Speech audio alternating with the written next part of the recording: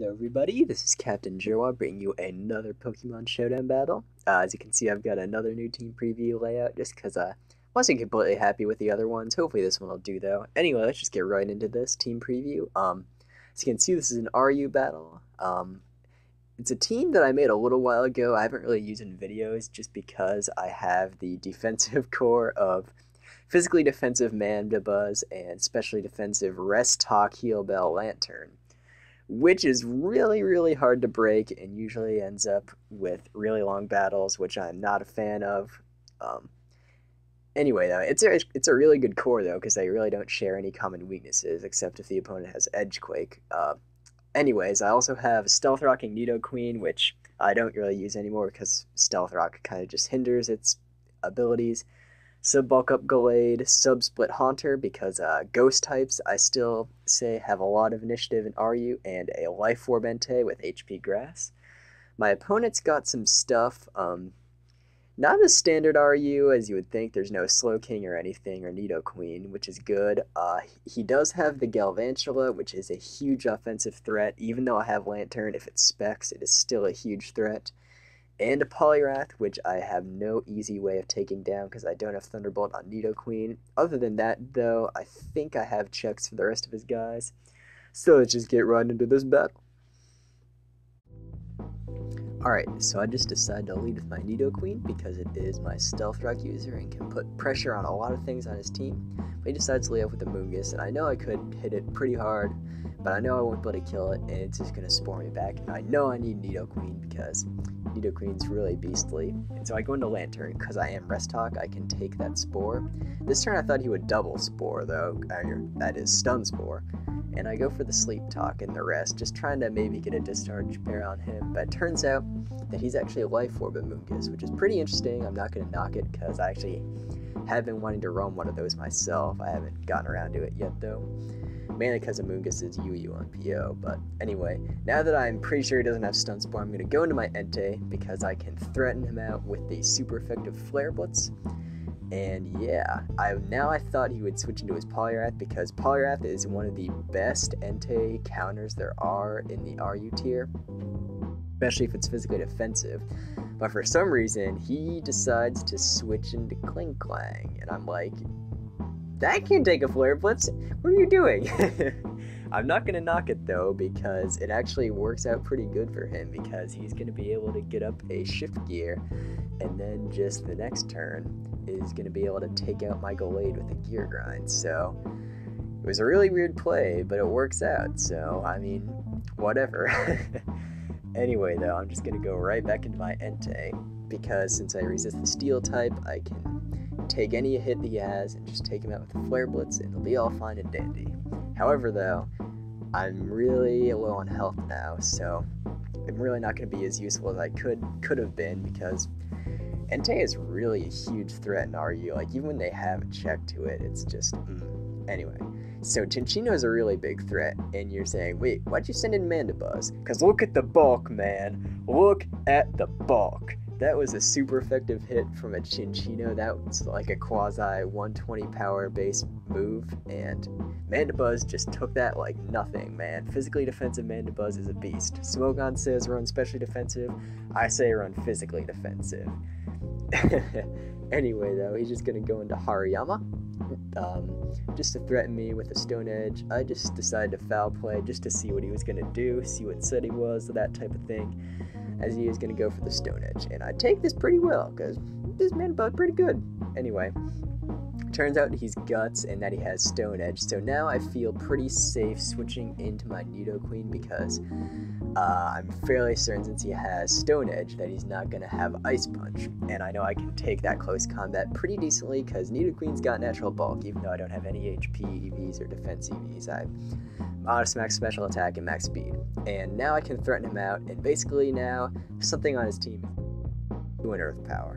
Because this Amoonguss, since it is Life Orb, is not going to take that at all. Amoonguss, you thought you were bulky? Go to Mandibuzz school, man, and get rid of that Life Orb. Anyway, yeah, maybe that's a reason not to run Life Orb Amoonguss. But anyway, he's going to send in his Poliwrath, easily the bulkiest thing on his team, and easily probably his biggest threat now.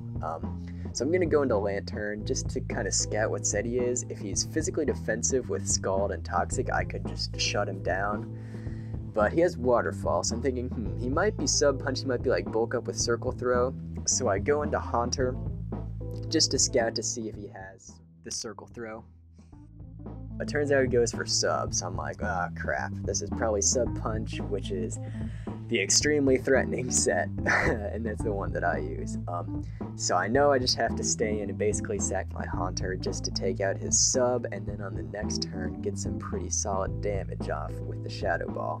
But as you can see, even though Haunter is really, well, it's pretty powerful, but that still does nothing. So I'm thinking he actually is especially defensive. I don't know, I'll have to calc that. Haunter is really good in RU, by the way. I mean, I've said before, ghost types of all sorts have a lot of initiative at RU. Anyway, I'm just gonna go into Mandibuzz, get the Toxic on him because I saw Substitute, so I'm like, yeah, he probably doesn't have rest, so I really need to get the Toxic on him, wear him down, because this thing, I can't easily kill it since I don't have Thunderbolt on Nidoqueen, and yeah, my Lantern's asleep and he could just chip away at it.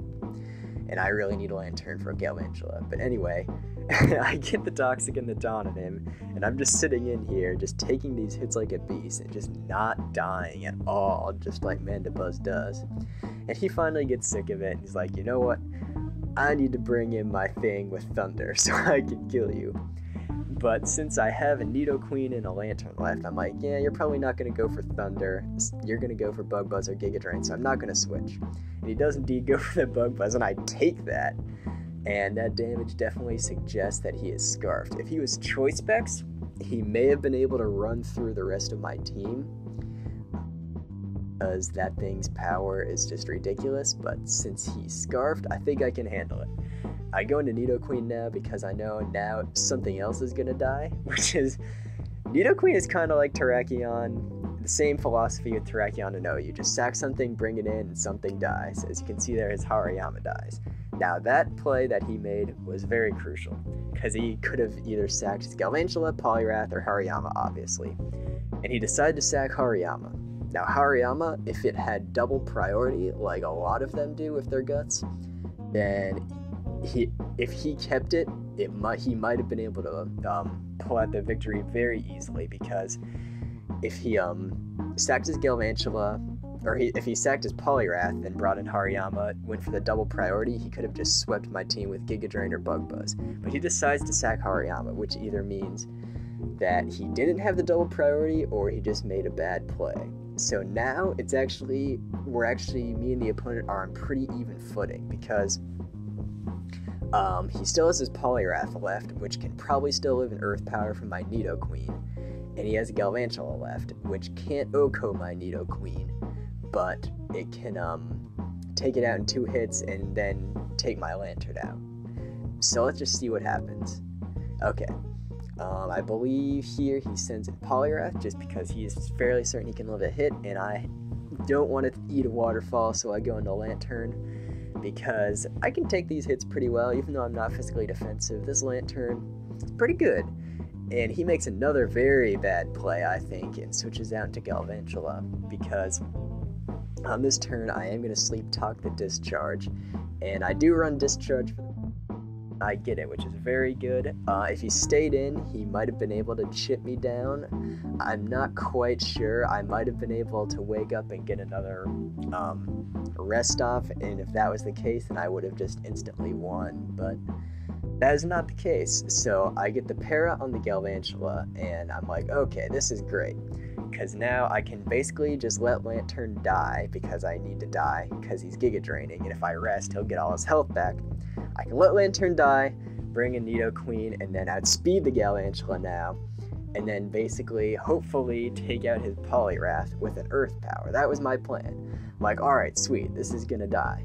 But it doesn't die. I'm like, no. But then Nidoqueen lives too. I'm like, oh, Nidoqueen, you are so bulky, even without investments. This is why Nidoqueen should probably be banned, but I love using it because it's so good. Anyway, though, I hope you guys enjoyed this battle. I've been playing a little more RU, so hopefully I can bring you a couple more matches. Maybe with this team, maybe with a different one, I'm not sure. Anyway, though, hope you enjoyed, and I'll see you all later. Peace.